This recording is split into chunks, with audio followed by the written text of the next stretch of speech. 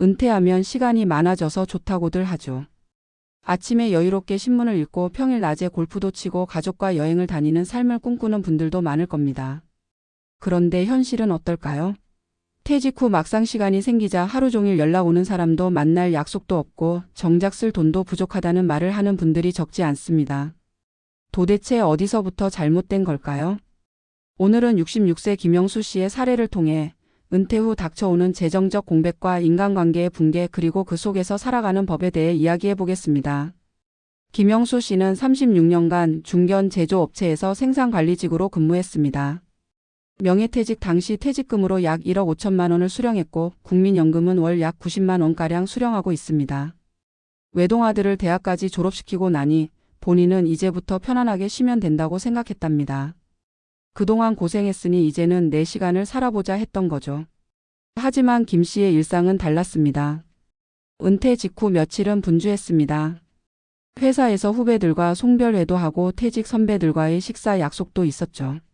그런데 한 달, 두 달이 지나고 나자 그 많던 연락이 뚝 끊기기 시작했습니다.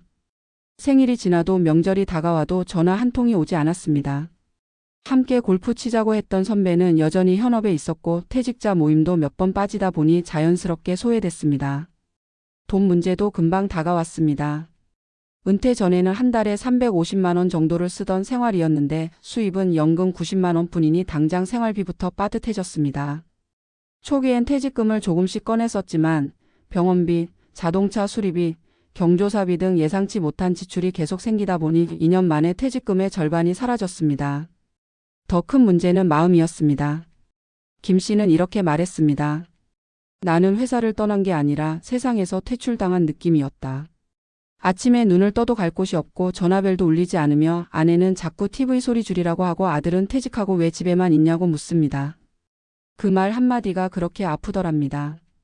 어느 날 김 씨는 주말 아침 혼자 근처 공원 벤치에 앉아 있다가 자신보다 10살은 어려 보이는 다른 노인이 말없이 도시락을 꺼내 먹는 걸 봤습니다. 그 모습이 어쩐지 자신과 겹쳐졌다고 합니다.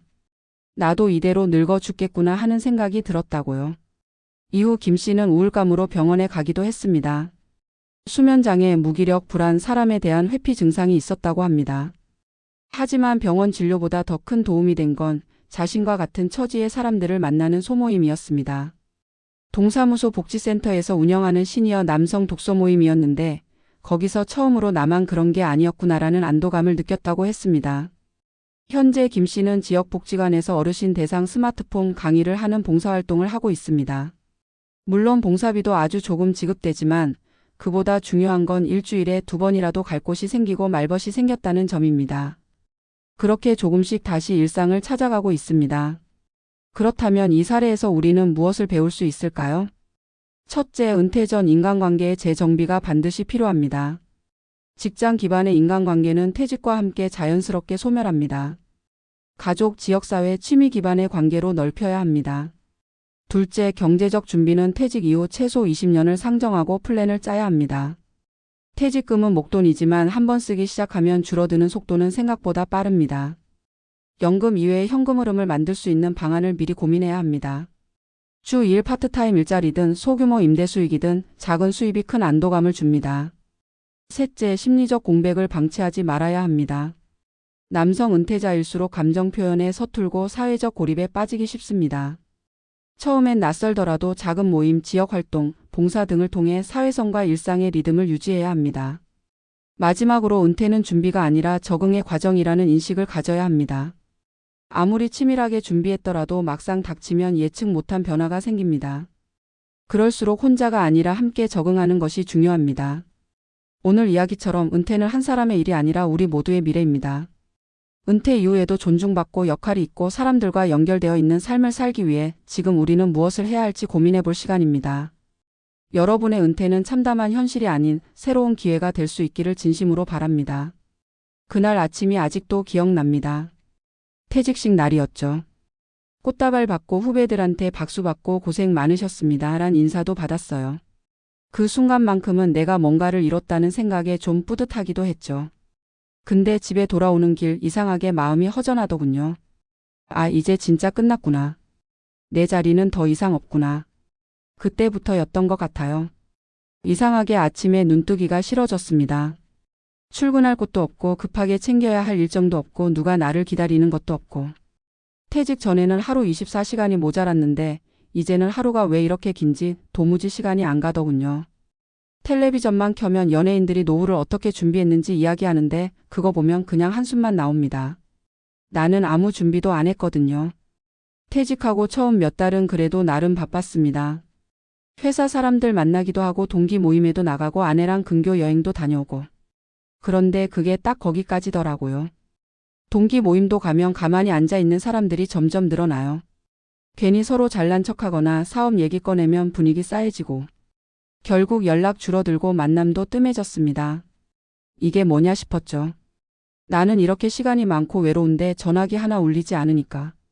하루 종일 입 한 번 떼지 않고 저녁 맞이한 날도 많았습니다. 마누라랑도 말수가 줄고요. 마주 앉아 있어도 각자 핸드폰만 들여다보고 뭘 얘기해도 그만 좀 잔소리해란 소리만 돌아오니 점점 입 닫게 되더라고요. 생활비요? 그건 또 다른 전쟁이었습니다. 퇴직 전에는 뭐 월급 들어오니까 당연히 쓸 수 있었죠. 외식도 부담 없었고 경조사비도 그냥 냈고요. 근데 지금은요, 연금으로 한 달 버텨야 하잖아요. 월급처럼 매달 꽉 찬 돈이 들어오는 것도 아니고 의료보험료니 관리비니 핸드폰 요금만 해도 고정 지출이 쭉 빠져나가고 나면 남는 게 없습니다. 퇴직금이요? 그건 이미 3년 전에 다 썼어요. 애 결혼 자금 대주고 부모님 제사 비용에 이것저것 하다 보니 눈 깜짝할 새에 날아갔습니다. 남들은 퇴직금 굴려서 노후 대비 잘하던데 나는 그럴 여유도 몰랐고 정보도 없었어요. 그냥 되겠지 싶었죠. 근데 안 되더라고요. 건강도 문제예요. 회사 다닐 때는 몸이 아파도 참고 일했는데 지금은 작은 통증도 크게 느껴집니다. 작년엔 허리 디스크로 병원 신세를 졌는데 입원비며 치료비가 생각보다 크더라고요.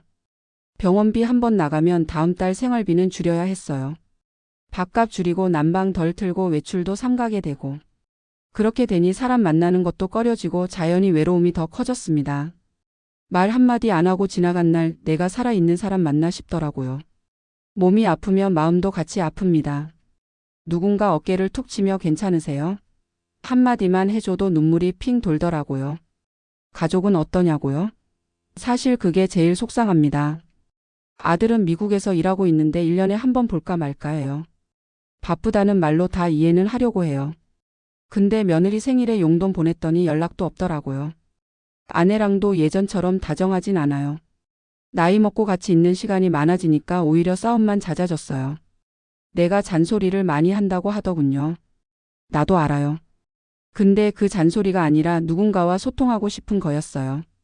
마음 터놓고 얘기할 사람이 가족밖에 없으니까. 근데 그마저도 벽이 느껴지니 참 씁쓸하더군요. 그래도 어느 날 우연히 마을 도서관에서 시니어 글쓰기 모임 전단지를 봤습니다. 그냥 지나치려다 무료라는 말에 혹해서 가봤어요. 처음엔 다들 조용히 앉아서 말도 없었는데 몇 번 가다 보니 글도 쓰고 서로의 이야기를 나누기 시작하더라고요. 그 모임에서 들은 얘기들이 참 많습니다. 나만 힘든 게 아니라는 걸 알게 됐어요. 나처럼 외롭고 돈 문제로 밤잠 설친 사람들, 자식과의 관계에 상처받은 사람들. 그중 한 분이 그러더군요. 여기 오면 내가 살아있다고 느껴져요. 그 말 듣고 나도 고개를 끄덕였죠. 지금도 완벽하게 괜찮다고 말할 순 없습니다. 돈은 여전히 부족하고 관계는 아직 회복 중이고 건강도 관리가 필요합니다. 하지만 적어도 예전처럼 혼자라는 생각은 안 들어요. 누군가와 마음을 나누는 자리가 있다는 것, 내가 다시 누군가에게 말을 걸 수 있다는 것, 그게 얼마나 큰 위로가 되는지 모릅니다. 그래서 드리고 싶은 말은 이겁니다. 은퇴는 끝이 아니라 다시 사람을 찾아가는 시간입니다. 돈이 부족해도 몸이 불편해도 혼자가 아니라는 걸 알게 되면 살 맛이 조금씩 돌아옵니다. 준비 못했다고 자책하지 마세요. 지금이라도 늦지 않았습니다. 용기 내서 모임 하나 나가보세요. 동네 복지관, 도서관, 작은 봉사라도 좋습니다. 누군가와 눈 마주치고 이름 부르고 안부 묻는 일상이 얼마나 소중한지 해보면 알게 되실 겁니다. 저도 그랬거든요. 퇴직하고 나서야 진짜 인생은 사람 속에서 살아야 한다는 걸 깨달았습니다.